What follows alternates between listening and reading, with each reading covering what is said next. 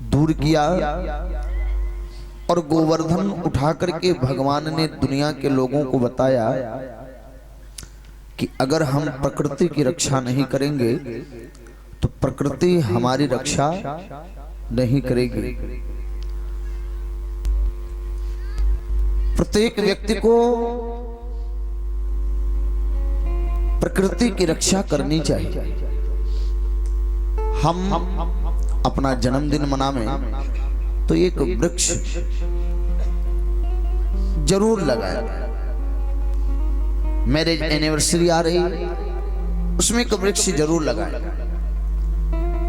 क्योंकि एक वृक्ष अगर हम लगाएंगे तो हम रहें ना रहें, वह शीतलता, फल और प्यारे हमारे जीवन को जीने के लिए ऑक्सीजन प्रदान करेगा। जब हम वृक्ष की रक्षा नहीं करेंगे, जब हम पर्वत की रक्षा नहीं करेंगे, जब हम वनस्पति की रक्षा नहीं करेंगे तो निश्चित रूप से हम आप दुखी ही रहेंगे। आज ऑक्सीजन के लिए डॉक्टर के पास जब हम जाते हैं तो डॉक्टर हमसे महंगे चार्ज करते हैं ऑक्सीजन के लिए, लेकिन कितना कृपा है हमारी प्रकृति का हम आपके ऊपर। फ्री में आपको प्रकृति दिया करती है ऑक्सीजन, आपका कार्बन डाइऑक्साइड लिया करती है। कितनी कृपा करती है प्रकृति हमारे ऊपर, फिर भी वृक्ष काटे जा रहे हैं। नदियों को महाराज आप देखना कि नदी के किनारे लोग अपनी जमीनें बढ़ा बढ़ा करके नदियों को भी पतला करते जा रहे हैं, पर्वतों को नुकसान करते जा रहे हैं।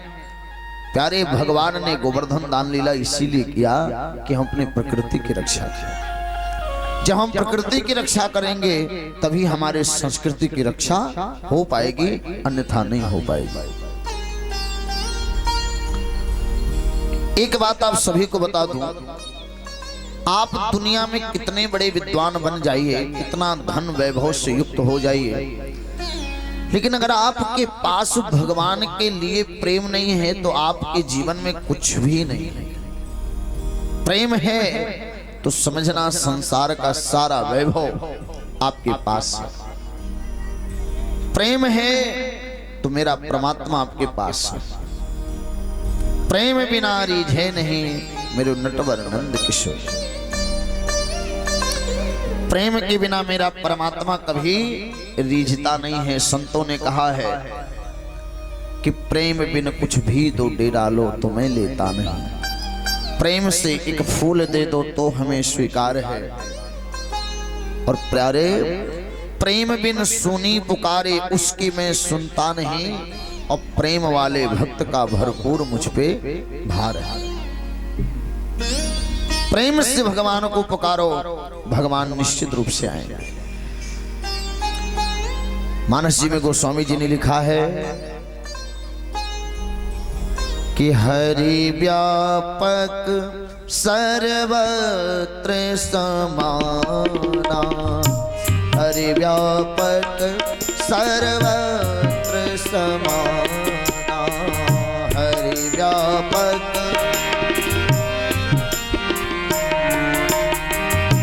प्रेम ते प्रगट होई में जाना, प्रेम ते प्रगट होई में जाना, प्रेम ते प्रगट होई में जाना, प्रेम ते प्रगट होई में जाना, हरि व्यापक सर्वत्र समाना, हरि व्यापक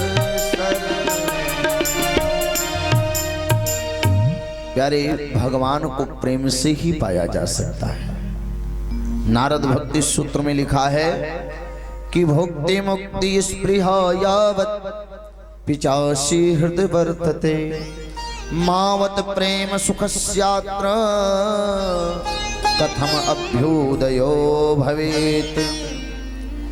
जब हम भगवान की भक्ति के बदले भोग की कामना करते हैं ना, मोक्ष की इच्छा रखते हैं, तो हमारी भक्ति कभी श्रेष्ठ नहीं हो सकती।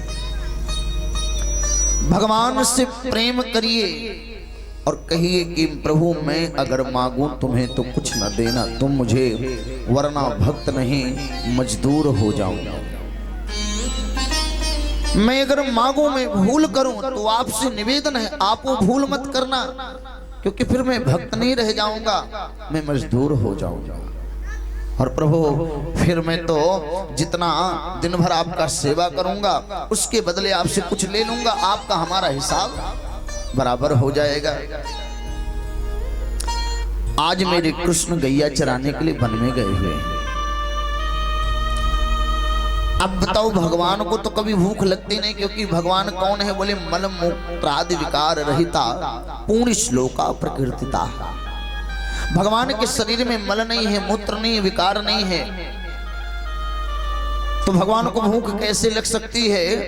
लेकिन फिर भी आज भगवान को भूख लगी, सखाओं को भूख लगी। लाला बड़ी जोर की भूख लग रही, कछु खावन को मिल जाए तो बड़ो अच्छो है जावे। कन्या बोली चिंता काहे को कर रहे हो, यहाँ से थोड़ी दूर पे चतुर्वेदी ब्राह्मण यज्ञ कर रहे हैं, जाओगे ढेर सारा भोजन वहां प्राप्त हो जाएगा। गए तो उस समय जितने भी पंडित जी थे ना, सब यज्ञ मंडप में बैठ करके हवन कर रहे थे, हाथ में कलावा बांध पालती मार करके। यज्ञ में बड़े नियम का पालन करना पड़ता है।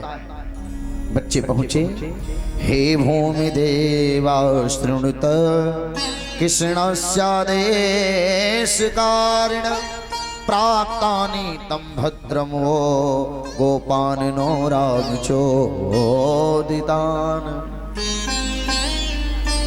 हे भूमि के देवता, हे ब्राह्मण देवता, हम आपकी शरण में आए हैं। यहाँ से कुछ दूर पर भगवान श्री कृष्ण और दाऊ भैया गैया चरा रहे हैं। उनको बड़ी जोर की भूख लगी है, आप कुछ भोजन की सामग्री दे देते तो अच्छा हो जाता। हाँ, अब तो पंडित जी लोगों को इतना अभिमान, कहां से आ गए गांवरिया कहीं के हैं? हम कौन जाने कि भगवान कौन है, जंगल में कौन आया कौन गया, हमसे क्या लेना देना।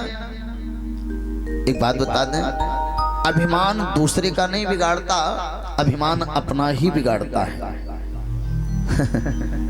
पढ़े नहीं लिखे नहीं, पता नहीं कहां से आ गए।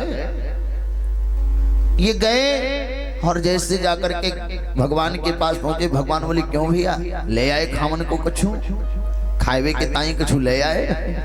अरे बोले जान दे भैया, पता नहीं कहां भेज दिया, हाल चाल पूछना तो बड़ी दूर की बात, राम राम तक ना करी। भगवान बोले किसके पास गए थे? बोले ब्राह्मणों के पास। अरे बोले ब्राह्मणों के पास क्यों गए? अगर जाना ही था तो ब्राह्मण पत्नियों के पास गए होते, सम्मान भी मिलता, भोजन भी मिलता, और प्यारे उसके बाद आप देखते कि जो प्रेम जो आनंद माताओं के पास मिलता वो शायद कहीं नहीं मिलता। अगली बार ये लोग फिर गए। एक बात आपको बताऊं, माताओं में करुणा ज्यादा होती है। सारे व्रत हमारी माताएं करती हैं, पूरे घर की जिम्मेदारी का पालन हमारी माताएं करती हैं।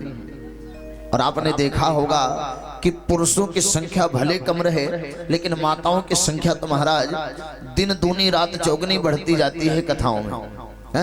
बच्चों की जिम्मेदारी, पति की जिम्मेदारी, समाज की जिम्मेदारी, फिर जहां जाएंगे वहां कुछ गाना बजाना भी पड़ता है। ध्यान देना, ये सारा कार्य भगवान की कृपा के बगैर संभव नहीं हो सकता।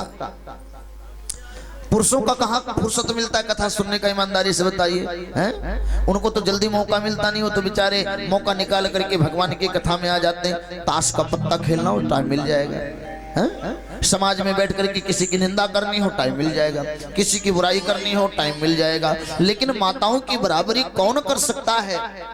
सुबह जल्दी नहाना, जल्दी जगना, पूजा करना, पाठ करना, चाय नाश्ता सबको देना, सबका सबकी जी हुजूरी करना। मनुस्मृति में लिखा है, ना गृहम गृहमित्याहो गृहिणी गृहमुच्यते। ईंटा पाथर के घर को घर नहीं कहते, नारी को ही घर कहते हैं। बोलिए सच्चिदानंद भगवान की जय। माताओं, कुछ दूर पर ठाकुर जी गैया चराने को आए, वक्कू भूख लगी है, कुछ खावे की दाई मिल जाए तो ठीक है जाए। माताओं ने कहा अभी अभी आप ही लोग आए थे क्या? बोले हाँ। तो एक काम क्यों नहीं करते, आप जाओ, जाकर के कृष्ण से कह दो कि भोजन का प्रबंध हो जाएगा। बोले ऐसे काम नहीं चलेगा, आप भोजन की व्यवस्था करके आप लेकर के चलो और अपने ठाकुर जी को अपने हाथ से खिलाओ। माताओं ने खाने पीने हर प्रकार के व्यंजन को इकट्ठा किया और लेकर के महाराज सजा करके थाली में चली गई। भगवान ने जैसे देखा तो हाथ जोड़ करके कहने लगे, स्वागतम वो महाभागा आसिताम करमाम किम यन्योदीक्षया प्राप्ता उपन्नमिदं हि वः। आओ आओ माताओं, आपका स्वागत है, मैं आपको बहुत प्रणाम करता हूँ, आप बड़ी भाग्यशाली हैं। लेकिन पत्नियां बोली, हम आपके लिए भोजन बनाकर लाई थी, स्वीकार कर लेते तो अच्छा होता। कृष्ण ने कहा, स्वीकार तो कर लेंगे माताओं, लेकिन पहले अपने गोदी में बैठा करके भोजन तो कराओ। आहा, वेद पढ़ते पढ़ते संतों का, ब्राह्मणों का महाराज दाढ़ी पक गया, बाल पक गया, झुर्रियां पड़ गई, कमर कई जगह टेढ़ा हो गया। लेकिन आज तक भगवान कभी सामने तक नहीं आए।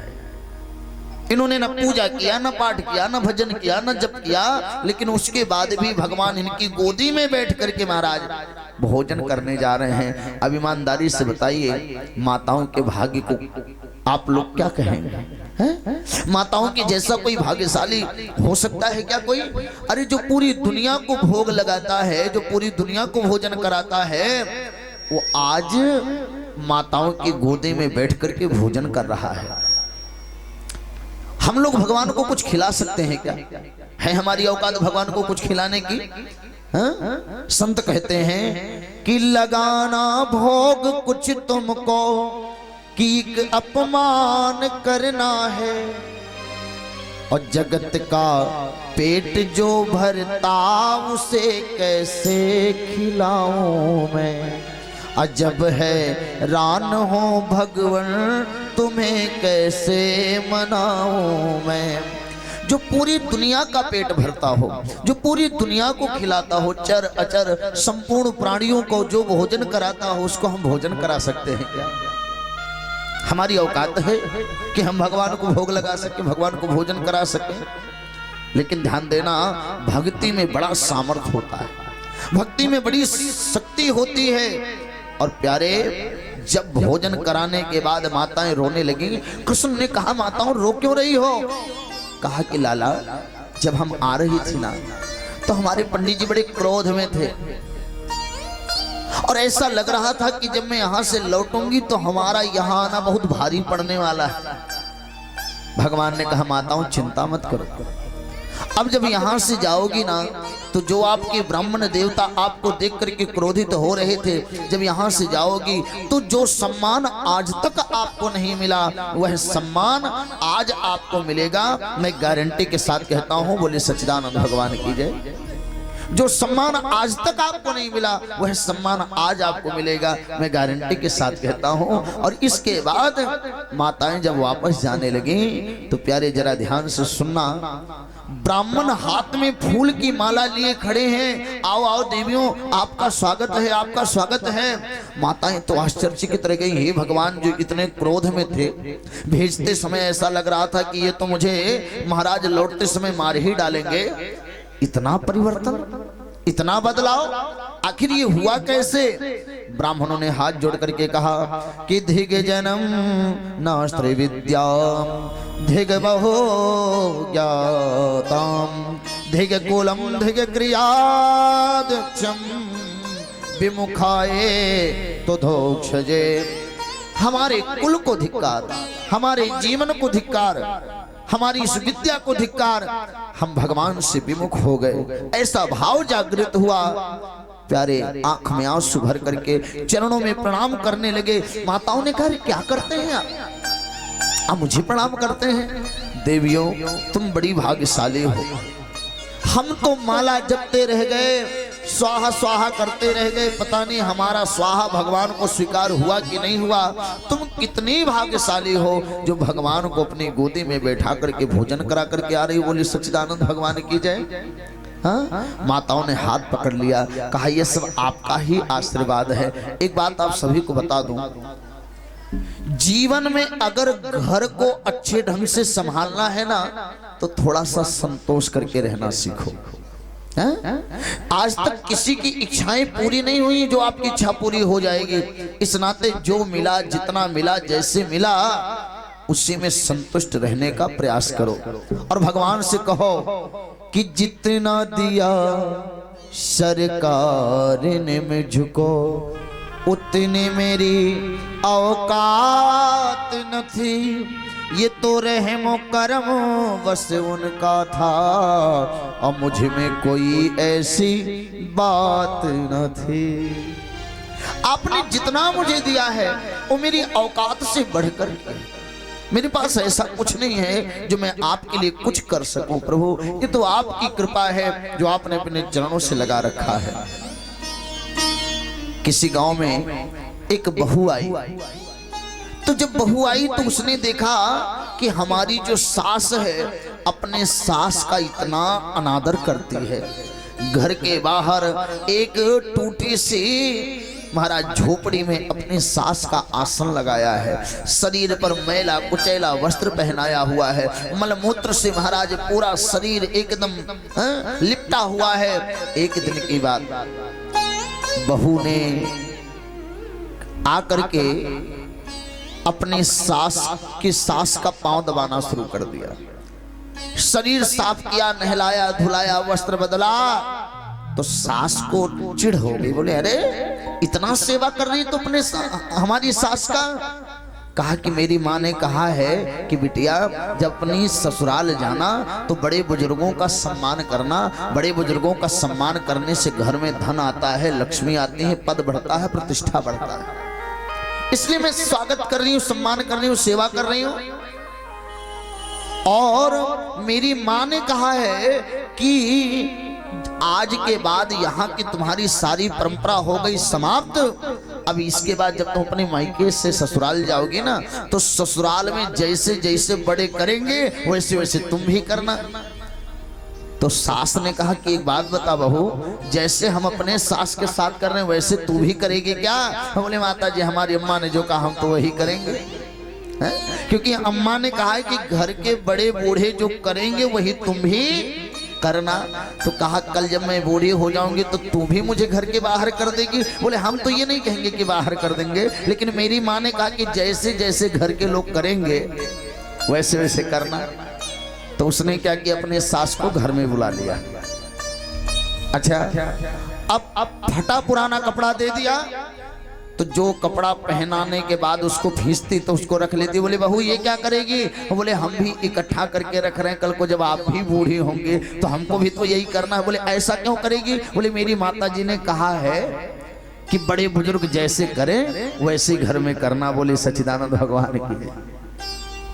अच्छा, अब भोजन बनाया तो रूखी सूखी रोटी ले जाकर के अपने सास को उसने डाल दिया। तो उसने क्या किया, उसने भी कहा कि माता जी चलो यह भी पॉइंट नोट हो गया, अब आप भी जब बूढ़ी हो जाओगी तो रूखी सूखी हम भी देंगे। बोले हमको क्यों? बोले हम पहले भी बोल दिया ना कि हमारे घर में जैसा बड़े करेंगे वैसा मैं भी करूंगी। अब उसको बुढ़िया को बढ़िया भोजन मिलने लगा है, बढ़िया सम्मान होने लगा, बढ़िया वस्त्र मिलने लगा। मेरे कहने का मतलब ये है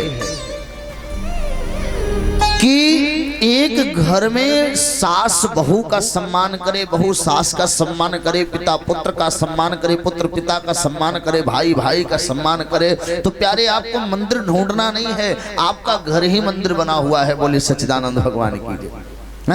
आप 4 भाई हैं, 5 भाई हैं, 4 बेटे हैं, 5 बेटे हैं, अपने पिता को कहिए पिताजी आपको वृंदावन जाने की जरूरत नहीं है, मथुरा जाने की जरूरत नहीं है, मैं अपने घर को एक ऐसा सुंदर माहौल बनाऊंगा कि घर के एक कमरे में बढ़िया सुंदर सा भगवान का तस्वीर, सुंदर पूजन का स्थल, वहां पर बढ़िया बढ़िया धार्मिक किताएं, बढ़िया बढ़िया कथा, बढ़िया बढ़िया ठाकुर जी का छवि ला करके रखूंगा। सुबह शाम दर्शन करते रहना, समय से चाय, समय से नाश्ता, समय से भोजन और समय से आपका हाथ पांव दबाया जाएगा। अब बताओ जहां इतनी सेवा हो तो घर क्या है? वृंदावन है कि नहीं है? मथुरा है कि नहीं है?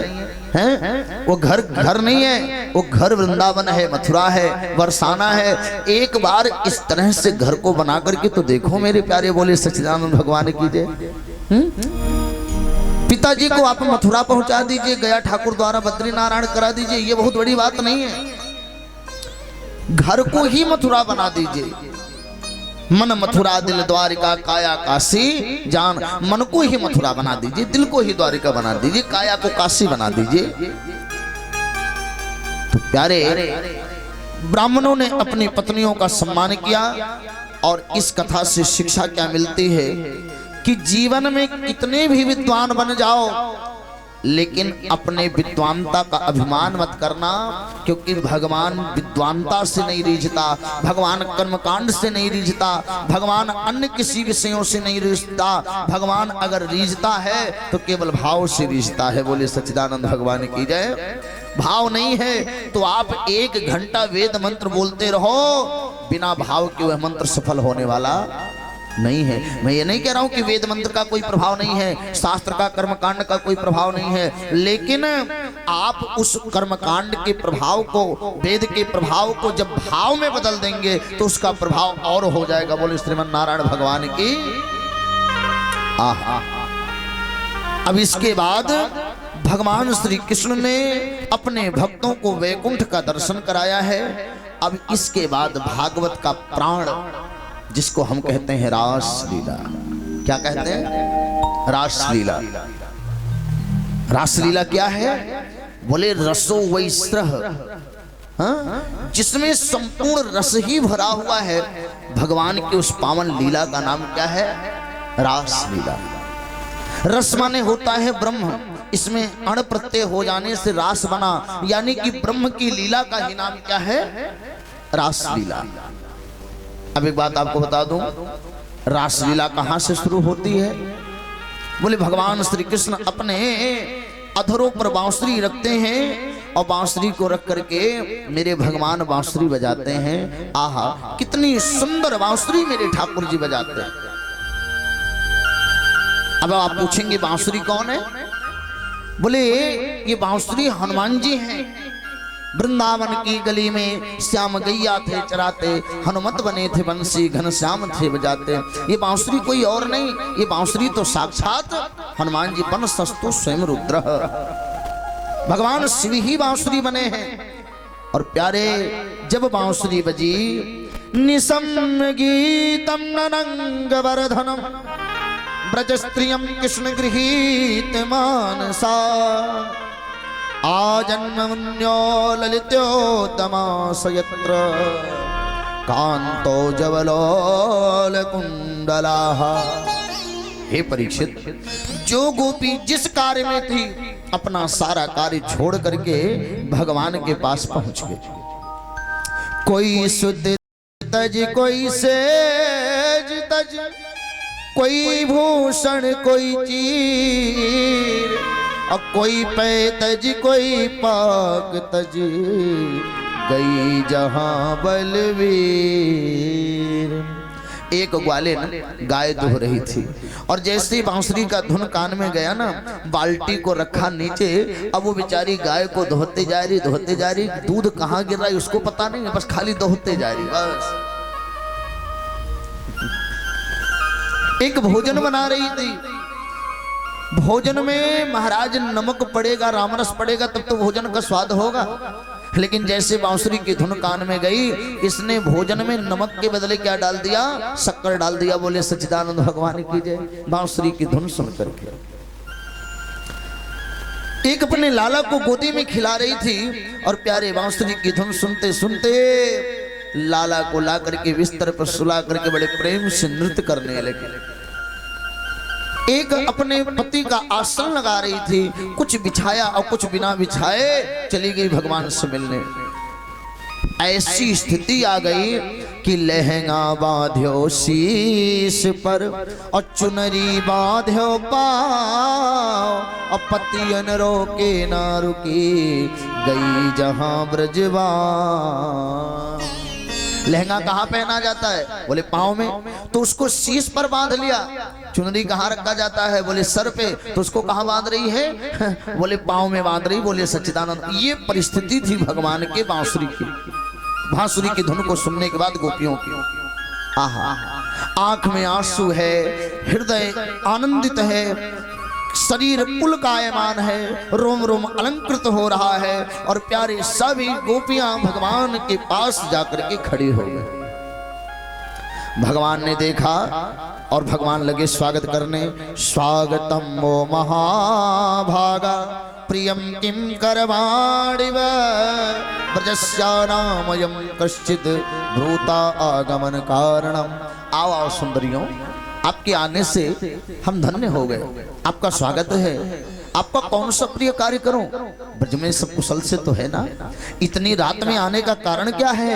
ग्वालिनिया बोली वारे कन्हैया, पहले तो अपनी बांसुरी बुला करके बुलाता है और जब हम आ गई तो हमसे पूछता है आई क्यों? भगवान ने कहा अच्छा अच्छा पता चल गया क्यों आई हो। राजन ने सा घोर रूपा घोर सत्ता ने सेविता। रात का समय है, जंगली जानवर घूमते रहते हैं, हिंसक पशु घूमते रहते हैं, अब घर चली जाओ। हमको पता क्यों आई हो? बोले क्यों आई है? कहा कि दृष्ट्वा कुस्मितम वनम राकेश रजितम, वन देखने आई होगी या चांदनी रात देखने आई होगी या तो पति से झगड़ा हो गया होगा तब चली आई होगी मन को शांत करने के लिए। ग्वालिनियों ने कहा कि ना तो पति से झगड़ा हुआ, ना तो चांदनी देखने आई, ना वन देखने आई। तो कहा फिर क्यों आए? बोले हम तो आपसे मिलने आए हैं कृष्ण, क्योंकि आपकी बांसुरी ने हमें बुलाया है, हम अपने मन से नहीं आए हैं। आपकी बांसुरी ही कह रही थी हे राधे वृषभान सुते, हे गांधर्व के मोहिनी। आपकी बांसुरी ने हमको बुलाया, हम अपने मन से नहीं आए हैं। भगवान ने कहा अच्छा अब आ गई हो तो वापस चली जाओ। कहा क्यों? बोले लखी ब्रजराज तुम कियो नरक को काम, और सास ससुर पित मात पति तज आयो यही ठाम। तुमने पिता को छोड़ दिया, पति को छोड़ दिया, सास को छोड़ दिया, ससुर को छोड़ दिया, सारे रिश्ते नातों को ठोकर मार करके हमारे पास चली आई, वो भी रात में। हर एक मर्यादा वाले स्त्री का यह कर्तव्य नहीं है कि रात में पर पुरुष से मिलने के लिए जाए। अब वापस जाओ, चली जाओ। ग्वालिनियों ने कहा कृष्ण जब भेजना ही था तो बुलाया क्यों? तो कहा आई क्यों है? तो ग्वालिनियां कहती हैं कि तेरी मुरली की धुन सुनकर मैं बरसात से आई हूँ, सुना है ऐ मेरे मोहन कि तुम गैया चराते हो, तेरी गैया चराने को मैं ग्वाला साथ लाई हूँ। मैं तो तुम्हारे गैया को चराने के लिए ग्वाला लाई हूँ। तुम्हें माखन अच्छा लगता है तो तुम्हें माखन खिलाने को आई हूँ, बस इसीलिए आई हूँ कृष्ण, इसीलिए आई हूँ। भगवान ने कहा तो अब आ गई हो ना, अब ठीक है वापस जाओ। आप इतने लोग बैठे हैं, आप सबको पता है गोपियां कौन है? क्या किसी की बेटी है? क्या किसी की बहन है? या किसी की पत्नी है? कौन है ये गोपियां? आप सबको पता है? ध्यान से सुनिएगा। ये गोपियां पूरा महर्षय सर्वे दंडकारण्यवासिन रामम दृष्ट्वा हरिम तत्र भोक्तुमैक्षण सुविग्रहम। जब राम जी वन में विचरण कर रहे थे दंडकारण्य में, तो जितने दाढ़ी वाले महात्मा थे सब देख करके बोले अगर ये हमारे पति बन जाते तो कितना अच्छा होता। भगवान बोले अगर हमको पति बनाना चाहते हो तो पहले ये दाढ़ी हटा करके साड़ी पहनो। बोलिए सच्चिदानंद भगवान की। हजार हजार वर्ष तक दूबा खा करके, पत्ते खा खा करके इन लोगों ने तपस्या किया और भगवान की गोपी बन करके आए। बोलो सच्चिदानंद भगवान की। जब भगवान वामन बन करके गए थे तो राजा बलि के यहाँ जितनी दैत्य कन्याएं थी देख करके मोहित हो गई थी, यह भी भगवान की गोपी बन के आई हैं।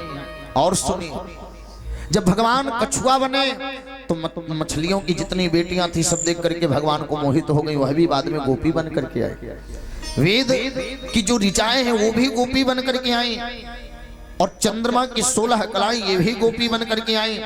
गोपी का अर्थ क्या है? बोले गोभीर पिबति भक्ति रस सामान्य, जिसकी इंद्रियां भगवान के नाम रूपी रस का पान करती हो वही कौन है? गोपी। गो माने वासना, जो वासना को पी जाए उसका नाम गोपी। जिसके अंदर किसी भी प्रकार का कोई पाप राग द्वेष न रह जाए, वही कौन है? गोपी। आहा, जब समझ गए भगवान श्री कृष्ण कि गोपियों का भाव अच्छा है, तो भगवान जितनी गोपियां थीं उतने कृष्ण बन गए, और कृष्ण बन करके भगवान रास करने लगे। किससे नहीं मारुत करत जब देखत सब ब्रजवाम, अभा सबके अभिमान तब हैं हमरे बस श्याम। गोपियों को अभिमान हो गया कि भगवान तो हमारे बस में है। मैं इतनी सुंदर हूं ना, इसी नाते भगवान बार बार हमको देखते हैं, हमारे से हास परिहास करते हैं, हमारा हाथ पकड़ते हैं, हमारे साथ नृत्य करते हैं। अच्छा, इतने लोग बैठे, ईमानदारी से बताइए अभिमान किस बात का करना? यहाँ कई बुजुर्ग बैठे हैं, क्या आप लोग कभी जवान नहीं थे? बोलो, आप भी जवान रहे होंगे, लेकिन आज परिस्थिति ऐसी आ गई है कि प्यारे अपना ही चेहरा दर्पण में देखने का मन नहीं करता, क्योंकि चेहरा सूख गया है, झुर्रियां पड़ गई हैं, बाल पक गए हैं। अब अपना ही शरीर आपको देख करके अच्छा नहीं लगता। बोले क्यों? क्या आप लोग जवान नहीं थे जी? किस जवानी पर अभिमान करते हो जो बाद में बुढ़ापा आ जाता है? बोलो। दूसरी बात, किस धन पे अभिमान करते हो? कभी कभी ऐसी परिस्थिति आ जाती, बैंक में हजारों रुपए हो और क्या पता चलता है कि नेटवर्क चला जाता है, आपका एटीएम धरा का धरा रह जाता, पैसा निकाल ही नहीं पाते। बोलो सच्चिदानंद भगवान की। किस धन पर अभिमान करते हो? अगल बगल वालों से कहना पड़े, 50 रुपया देना, पेट्रोल भराना है। किस धन पर अभिमान करते हो? किस भोजन पर अभिमान करते हो? ध्यान देना, भोजन करना अच्छा नहीं, जो पच जाए वो समझना कि अच्छा है। नहीं तो आपने भोजन कर लिया और थोड़ा सा एक इधर उधर थोड़ा सा गड़बड़ हुआ, अब पूरी रात डकार ले करके महाराज रात का सोना हराम हो गया। किस भोजन पर अभिमान करते हो? बच्चों पर अभिमान है? एक बच्चा गलती करके कहीं 420 में या किसी अन्य केस में जाकर के जेल चला गया, सारा आपके बेटे होने का सारा सुख समाप्त हो गया। किस बेटे पर अभिमान करते हो? पत्नी पर अगर बहुत अभिमान है, किसी बीच सभा में पत्नी ने एक बार आपका आबरू उतार लिया, इज्जत उतार लिया, कोई अपशब्द कह करके, तो सारा सम्मान खत्म हो गया। किस पर अभिमान है आपको? हाँ, अगर अभिमान करना है तो एक बात पर अभिमान करिए कि हम तो श्याम जी के, श्याम जी हमारे हैं, हम तो श्याम जी